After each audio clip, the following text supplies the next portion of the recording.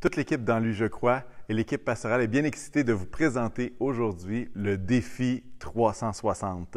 Qu'est-ce que c'est le défi 360? C'est une occasion de faire la différence, de faire notre part alors que nous entrons dans le dernier droit de la construction et de l'aménagement de ce miracle dans lequel nous sommes au 10-15 rue des Gadelles, cette église que Dieu nous a permis de construire.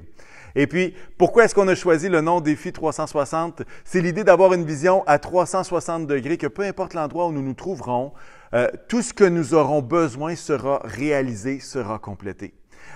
Également, 360, Défi 360, parce que nous sommes à la recherche de 360 engagements financiers d'ici à être réalisés d'ici au 9 octobre 2022.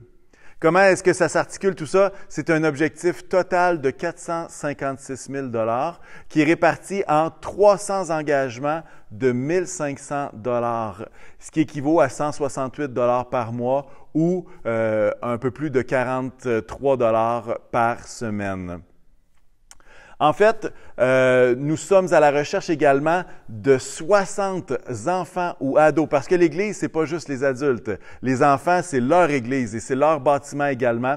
Et nous sommes à la recherche de 60 engagements financiers de 100 pour nos enfants, nos ados, d'ici au 9 octobre 2022. Peut-être que vous vous demandez, pourquoi le 9 octobre 2022? Bien, en fait, ça coïncide avec l'Action de grâce, la fête de l'Action de grâce. Et mettez ça à votre agenda. Dimanche, le 9 octobre prochain, on va célébrer ensemble ce que Dieu va avoir fait au milieu de nous. Hein? La Bible nous encourage et nous dit que Dieu aime celui qui donne avec joie. Et c'est avec reconnaissance, avec joie que nous partageons ce défi-là, mais que nous voulons y entrer également.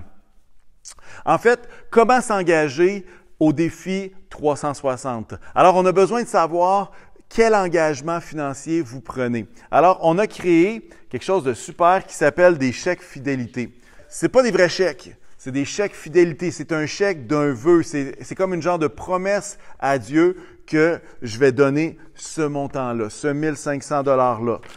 Et puis, comment que ça fonctionne? C'est que pour nous signifier votre participation, on vous demande de soit déposer le chèque que vous aurez signé. Quand il est signé, ça veut dire que vous vous êtes engagé devant le Seigneur à le réaliser d'ici au 9 octobre prochain. Et puis, vous le déposez soit dans un panier d'offrandes qui vont être ici à l'Église. On a envoyé à toutes les familles de l'Église également un envoi postal avec une façon simple de nous renvoyer vos chèques signés, vos chèques fidélité signés comme preuve de votre engagement. Et vous pouvez nous envoyer ça également par la poste. Alors, pourquoi est-ce qu'on a besoin de 456 000 $? C'est parce qu'on a 5 priorités à réaliser d'ici les prochains mois. En fait, la première priorité, c'est vraiment notre stationnement. Notre stationnement, le pavage, les trottoirs, et c'est une exigence de la Ville qui nous est demandé de finaliser toute cette partie-là pendant l'année 2022. C'est un montant de 148 800 $ qui est à prévoir pour finaliser. Et tous ceux qui sont venus sur place voient la pertinence et le bienfait de pouvoir avoir une dénivellation avec asphalte. Ça va être beaucoup plus sécuritaire pour tout le monde. Une fois que ça sera réalisé, notre deuxième priorité, c'est le vestiaire et l'ébénisterie au niveau du premier étage. Hein. Notre vestiaire nous a manqué dans les derniers mois. Il n'était pas fait, il n'était pas réalisé. Et c'est vraiment le vestiaire du premier étage. Et puis, bref, il y a également toutes les bénisteries pour des retombées, pour différents locaux. Je pense entre autres aux locaux des petits groupes dans Contact pour les adolescents. Alors, c'est un montant de 47 500 qui est nécessaire pour réaliser et le vestiaire et également toutes ces autres choses que je viens de nommer. La troisième priorité, c'est le mobilier intégré du premier étage. Et ici, on entend les meubles pour le café, le mobilier pour fraterniser dans le hall d'entrée, pour la connexion les uns avec les autres. Ça inclut également les kiosques d'inscription. Ça inclut les meubles également pour les locaux, pour les petits groupes et les locaux d'adolescents. Alors, tout ça mis ensemble, c'est un montant de 123 800 qui est à prévoir pour vraiment rendre le premier étage le plus accueillant possible avec tout le matériel qu'on a besoin, tous les meubles qu'on a besoin. La priorité numéro 4, elle est un peu imbriquée avec la priorité numéro 3. C'est en fait tous les nombreux achats qui ne sont pas des meubles, mais qui vont nous servir pour le premier étage. On parle du matériel pour le café, pour le hall d'entrée, pour les bureaux administratifs. Ce sont des éléments qui n'avaient pas été considérés urgents à court terme, mais qui vont être importants pour que finalement tout ce qu'on a prévu puisse bien fonctionner. Et tous ces achats-là chiffrent à un montant de 53 900. La cinquième et dernière priorité, lorsqu'on a accompli les 4 premières, c'est la cuisine et les électroménagers. Il y a présentement un local vide, juste annexé à côté de la chapelle, et puis il y a déjà toutes les prises électriques qui sont prévues pour faire une cuisine, mais justement, elle n'est pas réalisée encore.